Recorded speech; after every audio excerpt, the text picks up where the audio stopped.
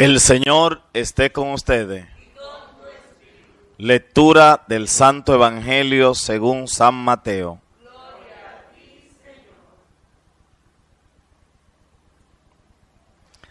En aquel tiempo Jesús dijo: Ay de ustedes, escriba y fariseo hipócritas, que pagan el diezmo de la menta, del anís y del comino, y descuidan lo más grave de la ley, la justicia, la misericordia y la fidelidad.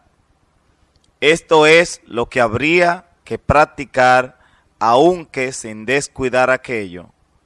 Guía ciego que filtran el mosquito y se tragan el camello. Ay de ustedes, escriba y fariseo hipócritas, que limpian por fuera la copa y el plato, mientras por dentro están rebosados de robo y desenfreno. Fariseo ciego, limpia primero la copa por dentro, y así quedará limpia también por fuera.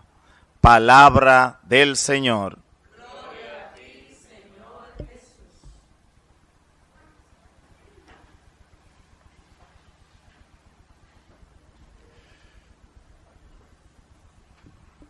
Bien, hermanos, hoy, como decía, celebramos la memoria de Santa Mónica.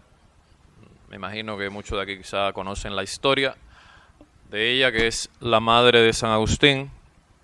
Siempre se recuerda por el detalle de todo lo que tuvo que sufrir como esposa y como madre de San Agustín y como esposa de...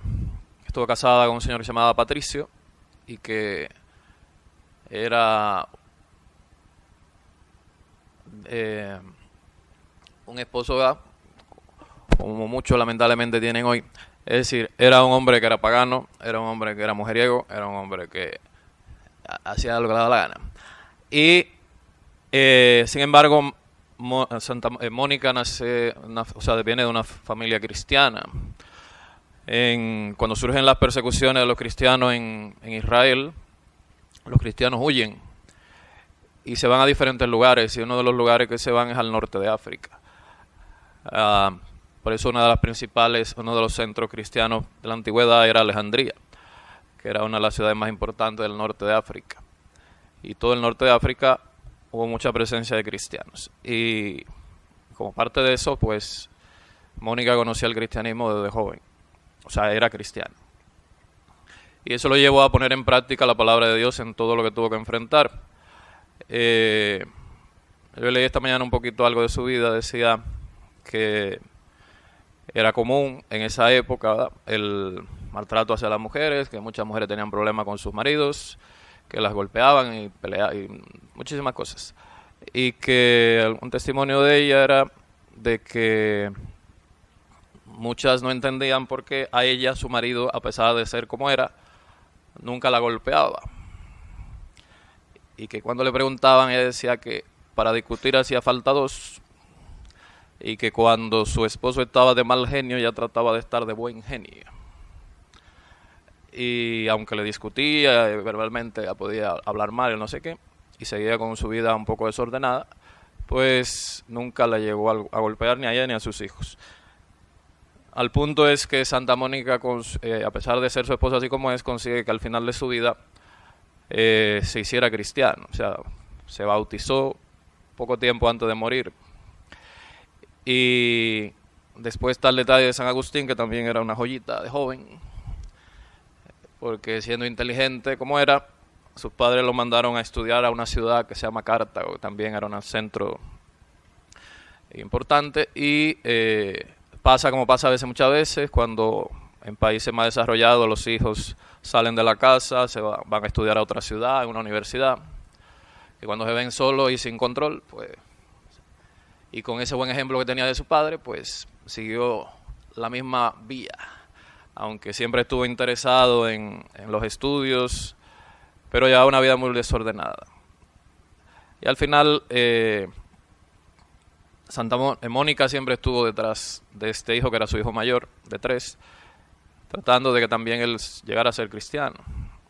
Y todo eso se consigue al final, cuando, estando ya también por los mismos motivos de estudios, va a Italia me acuerdo cuál obispo era, se me fue ahora el nombre, a través de un obispo, pues consigue que en ese afán de San Agustín, él lo describe en su libro de las Confesiones, en ese afán de la sabiduría, pues tiene contacto con este obispo que también era una persona muy intelectual, y a través de eso pues se convierte.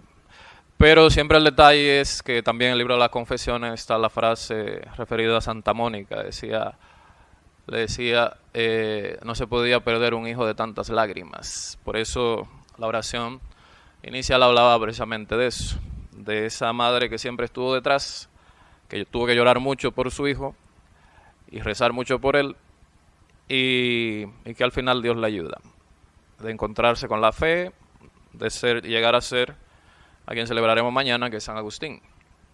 Entonces, es el detalle de lo que se resalta de esta mujer, que tratando siempre de poner en práctica esta palabra de Dios, de manifestar al otro el amor de Dios, independientemente de la respuesta contraria, de su esposo, de todo lo que sufrió con él, de todo lo que sufrió con su hijo, y precisamente por eso los santos siempre son puestos por la Iglesia como modelos de vida cristiana, de personas que han, como dice la Iglesia, vivido la virtud sin esfuerzo, es decir, haciendo cosas como estas que hizo Mónica con la ayuda de Dios, no por su propia fuerza, con la ayuda de Dios, pero digamos por encima de lo común. En ese sentido, las lecturas que escuchamos son las lecturas del día de hoy, no son propias, digamos, de la fiesta de Santa Mónica, pero aún así podríamos relacionar incluso eso que decía sobre Santa Mónica, esto que decía Jesucristo, invitando a los fariseos a ser verdaderamente personas de fe y no aparentes, no hipócritas. Como decía Jesucristo, les invitaba a no pagar, es que se conformaban ellos con pagar el diezmo de las cosas que estaban mandadas, pero dejaban de practicar la justicia, la misericordia y la fidelidad, o que se preocupaban por normas que habían de lo que se llamaba la pureza ritual, en el sentido de que para no caer en impureza había que hacer una serie de cosas, de lavarse el cuerpo, también como decía ahí, limpiar copas y platos. Y Jesucristo hace como una comparación de qué sirve limpiar un vaso, una copa por fuera, si por dentro, que es la parte más importante, está sucia. Y le decía fariseo ciego, y le decía porque mientras mantienen una apariencia de ser personas religiosas, dice, por dentro rebosan en robos y desenfrenos. Y les llamaba fariseos ciegos. Y les invitaba a limpiar primero la copa por dentro para quedar verdaderamente limpia por fuera.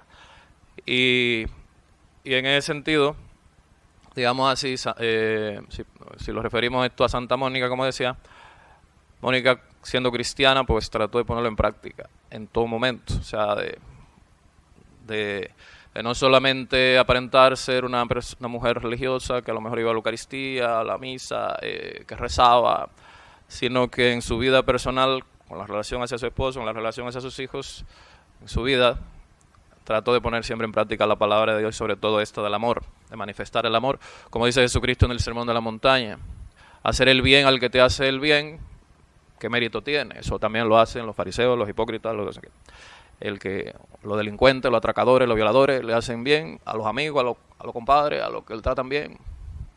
Pero responder al mal, con bien, es un signo de la fe también.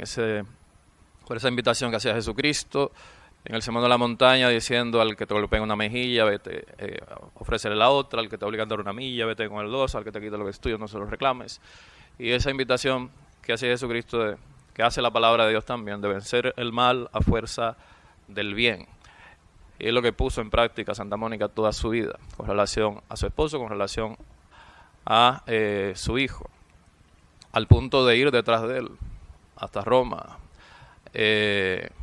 para tratar siempre de que abrazara la fe. Y el mismo San Agustín se lamenta en su libro de las Confesiones, cuando dice que tarde había amado al Señor y que había perdido el tiempo persiguiendo muchas cosas que no le habían dado nada.